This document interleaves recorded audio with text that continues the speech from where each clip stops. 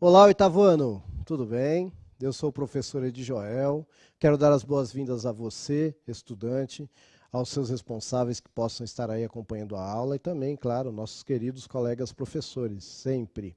Hoje a gente vai retomar aí aquele assunto que a gente já falou várias vezes sobre ST e para acompanhar vocês aqui no chat, fazer a mediação, temos o nosso querido professor Magno.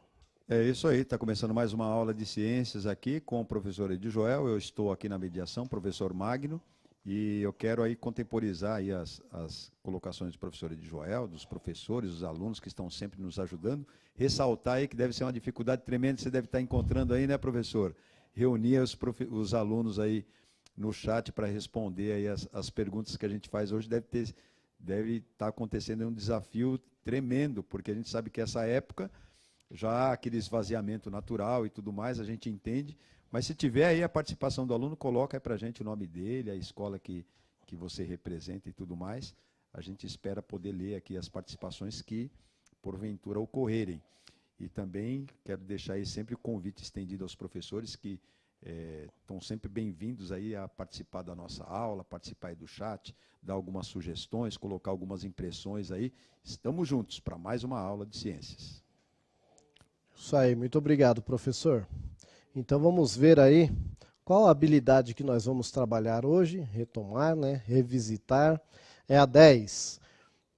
Identificar sintomas, modos de transmissão, tratamento das principais infecções sexualmente transmissíveis, ISTs, incluindo HIV, AIDS, e discutir e argumentar sobre a importância das estratégias e métodos de prevenção como promoção do autocuidado e como uma questão de saúde pública. Então, essa é a habilidade. Como que nós vamos fazer isso? Então, a gente vai usar o caderno do aluno, não sei, né? Refletir, resolver atividades, interagir ali no chat, buscar informações, tá bom? E, é claro, né, a gente vai estar sempre junto aqui com o professor Magno. Bom, e o objetivo da aula, um objetivo bem simples, bem rápido, né, conhecer algumas ISTs, bem como formas de prevenção. Então, dá uma retomadinha básica aí. Tá bom, meus queridos? Muito bem. Então já vamos começar começando, né?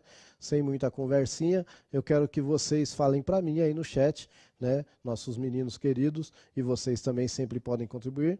O que são infecções sexualmente transmissíveis? Cite pelo menos um exemplo. Se souber também sintoma, pode falar, tá bom? 3 minutinhos.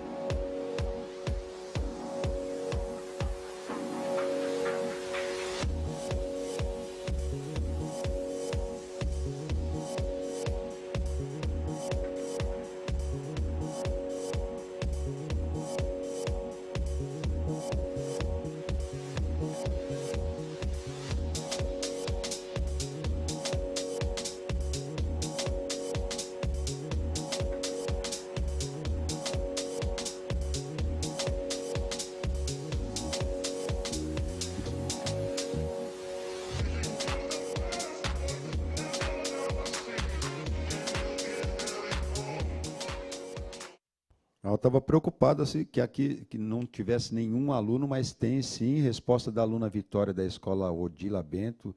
Vitória respondeu vírus, mas tem aluno também infecções causadas pelo contato sexual, principalmente, né? Exemplo, sífilis, gonorreia, herpes, etc. Alunos do 8º B e 8º C, Roberto Feijó, Guararema, Edjoel. Tem pessoal de Olha, Piracicaba aqui participando, eita, tem pessoal aqui de Guararema, Pindamonhangaba, baixei aqui, ó. ainda. E assim, a gente tem poucos alunos, mas muitos professores aí nos acolhendo, o que nos deixa extremamente à vontade. Aqui vários colocando aqui Feliz Natal, é a última aula do ano e tudo mais, Opa, mas também colocando as respostas. Por exemplo, a professora Irene, que está aí desde o comecinho da manhã, aí na nossa primeira aula, colocou que a infecção transmitida por contato sexual, causada por bactérias, vírus ou parasitas. Muito bem colocado, muito professora Irene. bom. Obrigado. Eu acho que falou tudo, né? Então, quando a gente fala de infecção, a gente está falando que o organismo está sendo atacado ou por um vírus, ou por uma bactéria, ou por um protozoário, ou até por um verme, tá bom? O verme já é um animalzinho. Então, é infecção quando está sendo atacado por um desses seres vivos. E, quando eu falo de sexualmente transmissível, é porque através do ato sexual se transmite. Só através do ato sexual? Não necessariamente. Tem doenças que elas são ISTs também, mas elas podem ser transmitidas de outras formas, tudo bem? Mas aí algumas pessoas falaram, e eu falei também, que pode ser vírus, bactéria, protozoário, animal. Então, esse é o nosso próximo chat. Eu quero saber aí qual é a diferença entre vírus, bactéria e protozoário, tá? Mais 3 minutinhos para você me responder.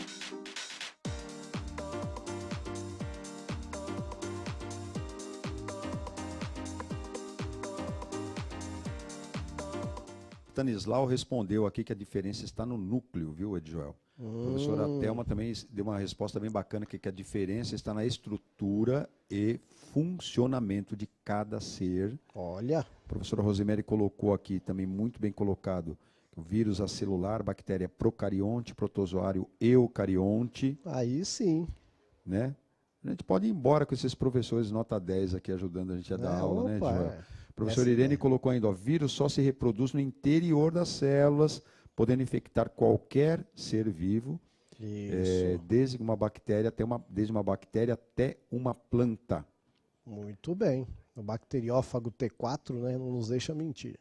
Olha, eles são diferentes porque cada um tem a sua maneira de agir dentro do nosso organismo, disse o professor Renato, da escola Aldo Angelini, lá de Porangaba. Olha, tem aluno aqui, tem professor aqui de Santo André participando também, viu, Ed? Opa, além do pessoal lá de Guararema, de São José, né, de Bauru, que está sempre aqui. Aliás, tem um pessoal aqui que vai estar conosco, pelo jeito, vai estar conosco até as 8 horas da noite. Às 8 da noite? Né? Opa, tamo junto. Hoje é dia, hein? Hoje é dia da gente conversar bastante. Muito bem. Queridos, então assim, maravilhosas as contribuições, né? Eu vou tentar dar uma sistematizada nessas contribuições, mas é isso, né? É assim, o vírus, esse desenho que eu já fiz há algum tempo atrás, né? Mas eu gosto dele. Então o vírus, primeiro, ele vai ser, via de regra, sempre muito menor do que a bactéria. A gente vai encontrar bactérias muito pequenas também e vírus maiores, mas, via de regra, o vírus vai ser centenas de vezes menor que a bactéria. Como a professora falou muito bem, ele vai ser um parasita celular obrigatório. Ele só vai agir como ser vivo quando ele conseguir invadir uma célula. Se ele não conseguir invadir uma célula, ele fica inativo, ele fica ali só em stand-by. Tá? Aí, a partir do momento que ele entra na célula, e em células específicas, ele começa a atacar. É importante saber disso, porque, por exemplo, hoje a gente está usando a máscara para tentar combater um vírus, para que o vírus não entre no nosso corpo. É claro que os poros ali do tecido são muito maiores do que um vírus, mas o vírus ele precisa pegar carona na poeira, precisa pegar carona em outras coisas. O vírus ele não voa, ele não anda.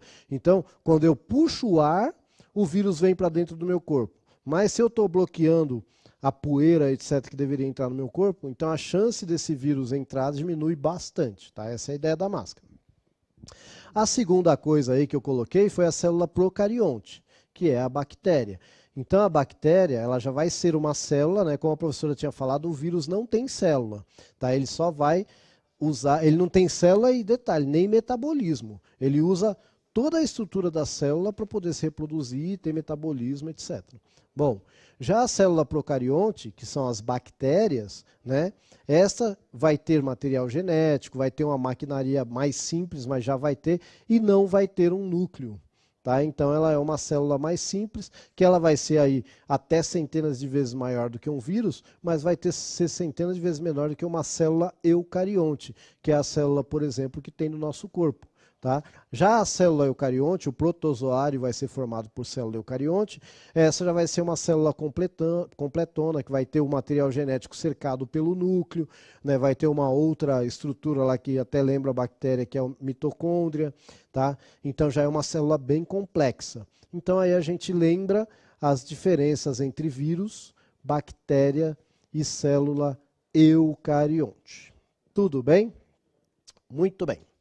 E aí, quando eu falo de vírus, a gente vai ter aí diferentes tipos de vírus, né? A gente vai ter aí o vírusinho mais simples, a gente pode ter o vírus envelopado, não envelopado, tá bom? E aí, o que vai ter dentro desse vírus? O material genético ali, tá? Basicamente, ele vai ser ele vai ser uma capa de proteína com material genético dentro, mais nada, tá?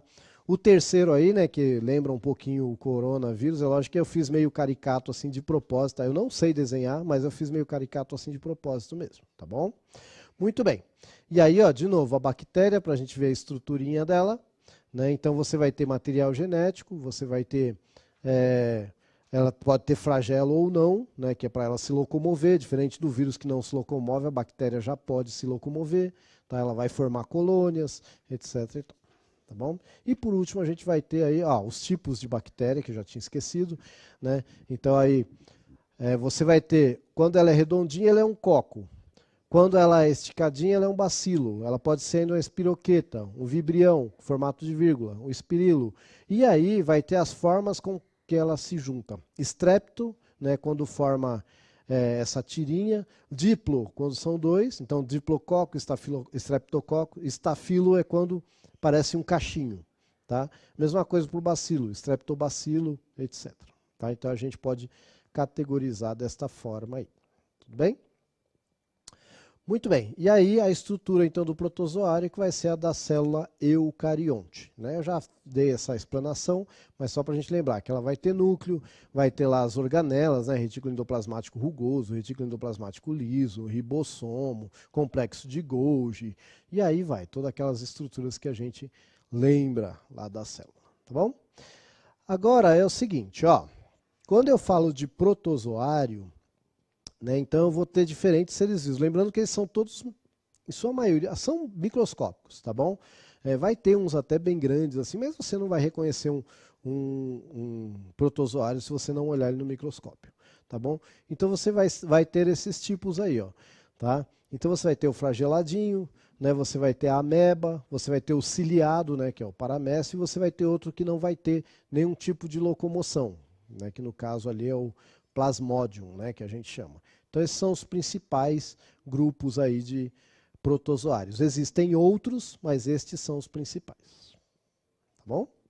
Muito bem. Então vamos ver aqui o que mais que a gente tem. Agora é hora de eu fazer aquela perguntinha básica. E eu quero até depois falar uma coisinha que nem está na aula, mas eu quero falar depois desta pergunta. Por que é importante saber que tipo de ser vivo está causando a infecção? 3 minutinhos.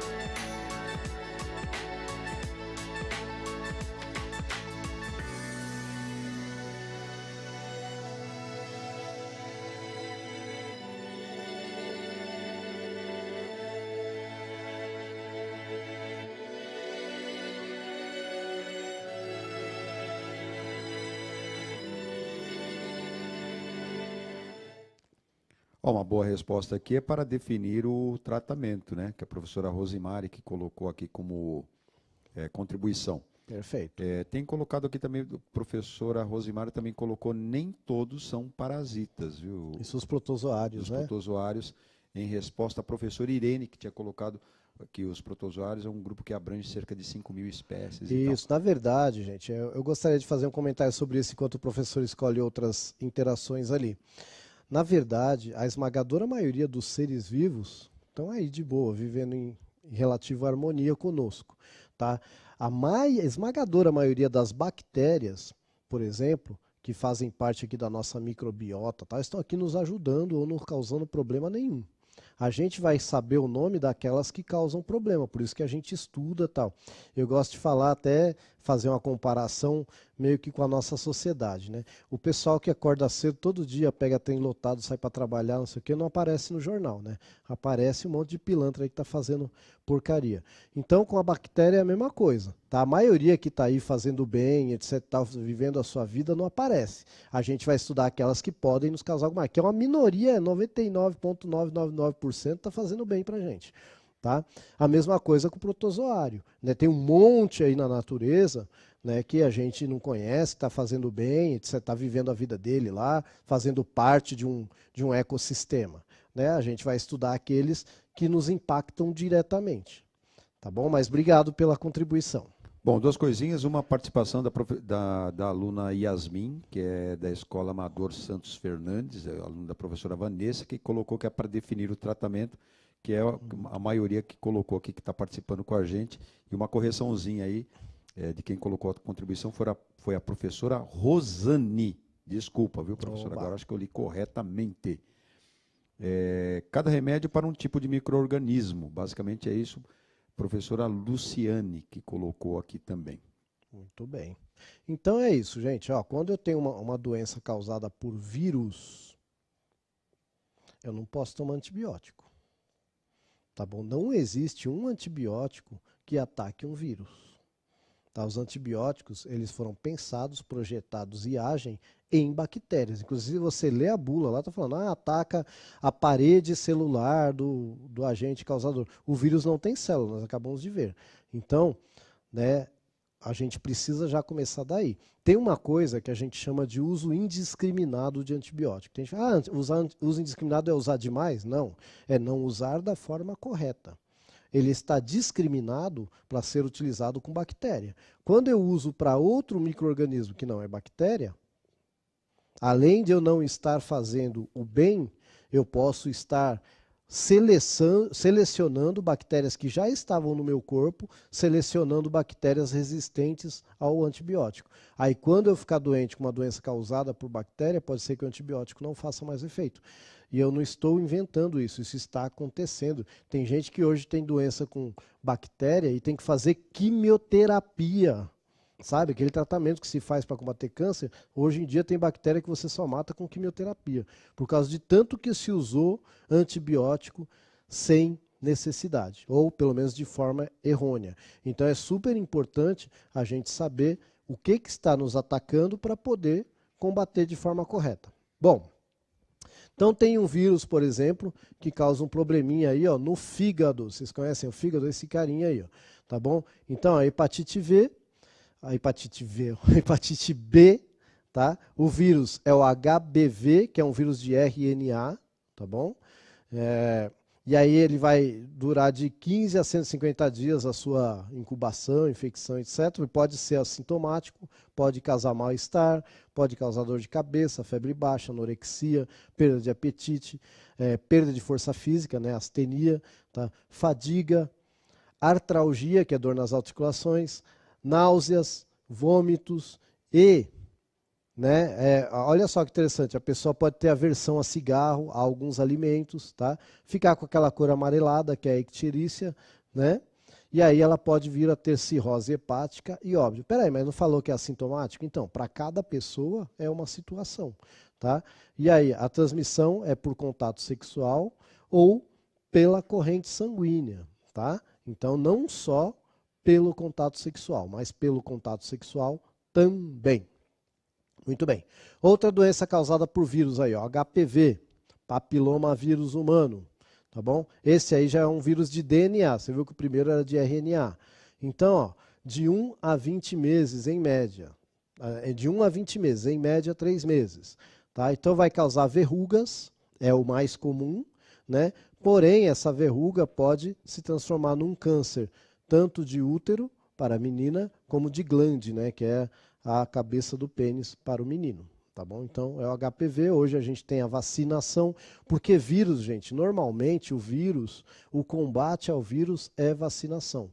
Tá? Até tem, né, um medicamento aí que ele é comercializado, né, que acho que é na base do interferon, que o nosso corpo produz também interferon, que é antiviral, mas nem sempre dá resultado assim tão esperado, tá bom? E aí você tem o HIV, essa imagem aí é do vírus HIV atacando uma célula da defesa do corpo, né? Olha só que interessante. Tá? Então essa é uma micrografia eletrônica, né? E aí depois ela foi colorida artificialmente, porque o microscópio eletrônico ele é só em preto e branco, tá bom? Muito bem. E aí, ó, até aqui é vírus, tudo bem? Agora aqui, ó, a gente vai começar então com bactéria. Ó, a gonorreia é uma doença então causada por uma bactéria e ela vai gerar, aí está aparecendo lesão na pele, mas também vai aparecer lesões genitais, né, corrimentos, etc. Tá bom? Muito bem. A sífilis, que é uma doença causada também por uma bactéria, que é o Treponema pallidum. E aí eu gostaria de falar um pouquinho sobre essa doença, porque essa doença é o seguinte, ela vai ter basicamente 3 fases, tá? A sífilis. Ela vai ter uma fase que vai aparecer uma feridinha, que normalmente não coça, não arde, etc., não tem corrimento. Se a pessoa fizer ou não qualquer tratamento, via de regra, de 1 a 2 semanas, essa feridinha vai desaparecer. E aí pode ficar um tempo. Tá? Depois de algumas semanas, até meses, vai aparecer uma segunda fase que lembra um pouco catapora ou sarampo. Vai ficar todo cheio de pipoquinha no corpo, etc. e tal. Até essa fase, a sífilis é tratável. Se a pessoa não for se tratar ou não se tratar da forma corretamente, vai desaparecer também. E aí vem para a terceira fase, que pode demorar até décadas para aparecer. A terceira fase, gente, é irreversível, porque vai atacar o sistema nervoso central. Tá? A pessoa pode ficar cega, cega e surda, cega paralítica, né? E pode vir a óbito. Tá bom? Então, assim, é uma doença muito grave. Tá bom? A sífilis. Todas as doenças são graves, mas algumas realmente, então, assim, coisas que a gente consegue combater de uma forma tão simples, ou pelo menos se prevenir de uma forma tão simples, né? E às vezes a gente. E, gente. Importante, viu? Sífilis está reaparecendo com força aí. Principalmente aí com essas festas que têm surgido aí, principalmente com a molecada, tem aparecido com bastante força, viu? Junto com HIV, que normalmente elas acabam se casando aí, né? Muito bem. Agora eu quero saber de você, então. Como é que a gente pode prevenir essas doenças aí? Tá? 3 minutinhos.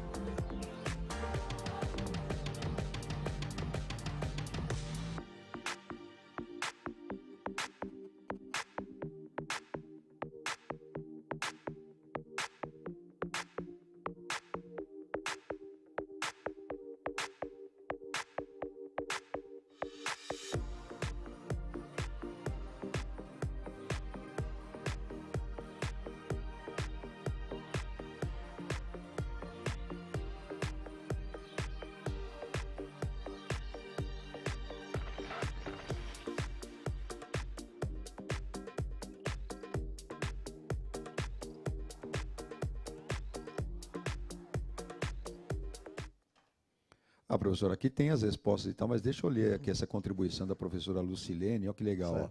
Chegamos na reta final. Nunca deixe de se esforçar, pois o caminho para o sucesso é o acúmulo de pequenos esforços repetidos dia e noite, que é uma frase aqui, uma máxima do Robert Collier. Ok, muito obrigado. Bom, e aí as contribuições são camisinha, professor Dave colocou aqui. Também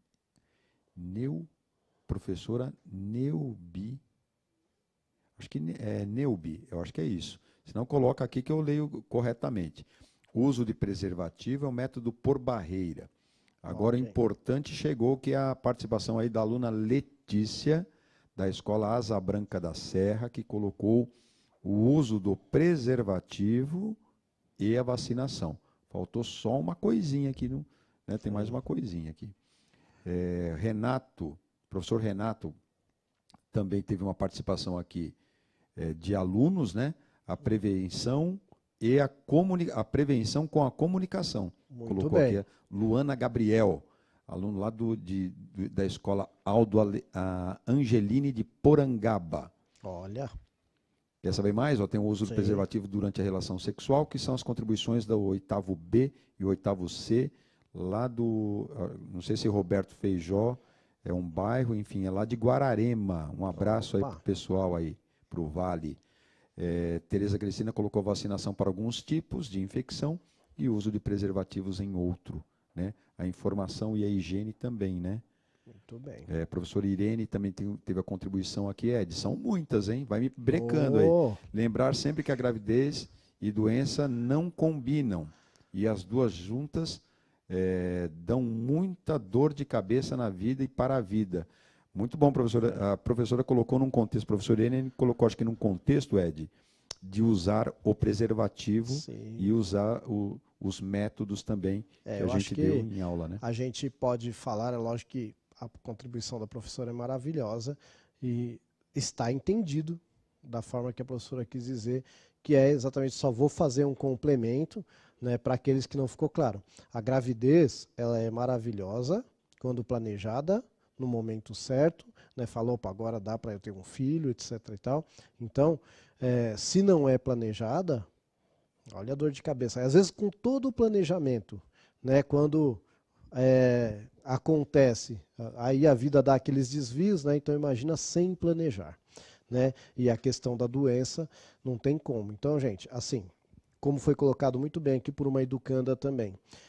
Primeiro, algumas já existem vacinas, né? A gente falou aí do HPV, acho que algumas hepatite também, algumas já têm vacina e outras não.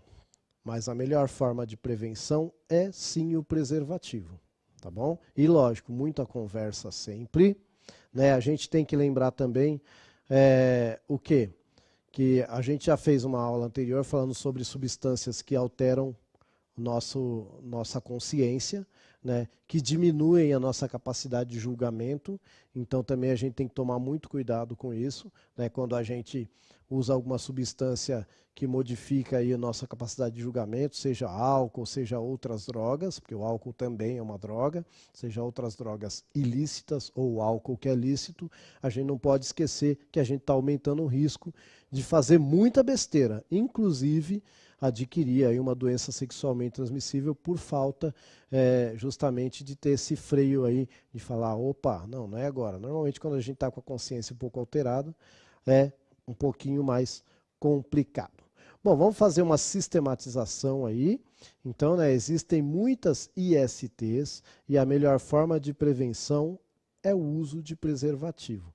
Essa é a melhor forma de prevenção. Tá, gente? Eu sei que tem gente que defende outras coisas, né? Era o outro slide. Eu sei que sempre tem pessoas que defendem muitas coisas e tal, mas sem a gente falar de hipocrisia, o uso do preservativo. Tá bom? Tem mais contribuição aí, professor? Não, eu só queria ressaltar que é a contribuição de alguns professores aqui, principalmente ressaltado aí pela professora Aparecida, que é o que você falou, e principalmente a higiene pessoal. Né? A higiene pessoal é um grande artifício que, inclusive, é o que a gente tem agora, porque a vacina ainda demora um pouquinho para chegar até o nosso país, né? Então, Sim. por enquanto a gente fica só com a higiene pessoal, mas daqui a pouco passa, eu espero. Só esse complemento, Ed. Beleza, E aí aproveitar aqui que tem muitos professores aqui colocando que é a última aula, uma boa semana, foi legal trabalhar com vocês. Tem aqui a professora Luciana, por exemplo, que colocou: vocês são ótimos e muito guerreiros, principalmente nessa época, parabéns. Parabéns a todos nós, né? Essa que é a questão. Sim, vocês professores que estão aí deste lado, né, muito guerreiros também, a gente sabe, tanto eu quanto o professor Magno, somos casados com professoras também, e assim, nós saímos da sala e viemos para cá, mas a rotina lá em casa continuou, de 1h da manhã ter gente fechando diário, 11 horas da noite ter gente respondendo aluno, né? Isso não saiu da nossa vida, tá? Lives e etc. Então isso não saiu da nossa vida. A gente vive isso no nosso dia a dia também. A gente sabe o quanto o trabalho de vocês é importante. Vocês que, como nós, acreditam na educação e por isso estão aí, né? Do dia que a gente deixar de acreditar, eu até brinco com o Magno, do dia que eu deixar de acreditar, eu vou catar latinha, que eu acho que dá até mais grana, né? Mas a gente está aqui porque a gente acredita, né? Então assim, gente, muito obrigado de coração. Boas festas a vocês. Quem for continuar com a gente aí hoje até 8 horas da noite, aí a gente tem aula de biologia daqui a pouco. Acho que tem o professor Gilmar aí que está com a gente até as 8. Tem uma galera aí que fica com a gente até o finalzinho. Gente, muito obrigado de coração. Boas festas para vocês. Mas se Deus quiser, ano que vem a gente tá por aí. Tá bom? E aí o Magnão vai deixar as últimas considerações dele aí. É isso aí. Só prolongar aí todo esse carinho que a gente tem por vocês, aí que o Joel já colocou, e lembrar vocês, né, que essa é a última aula, mas ainda tem aí uma contribuição que você pode dar pelo link ou pelo QR Code, deixa a impressão que você teve da nossa aula, e esperamos estar juntos mais uma vez e mais outras vezes. Até a próxima, galera.